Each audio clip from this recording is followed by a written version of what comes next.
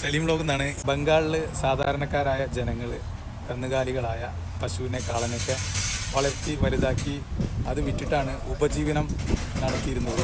അവർക്കിപ്പോൾ തിരിച്ചടിയായത് അവിടുത്തെ മുസ്ലിങ്ങളിപ്പോൾ കന്നുകാലികളെ ബലി നൽകാനായി അറുക്കാനായി വാങ്ങുന്നില്ല.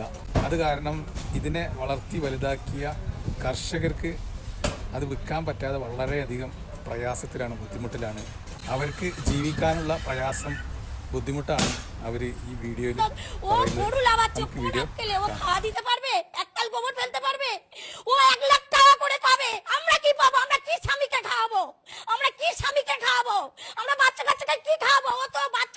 হোস্টেলে দিয়ে মানুষ করাবে আর আমরা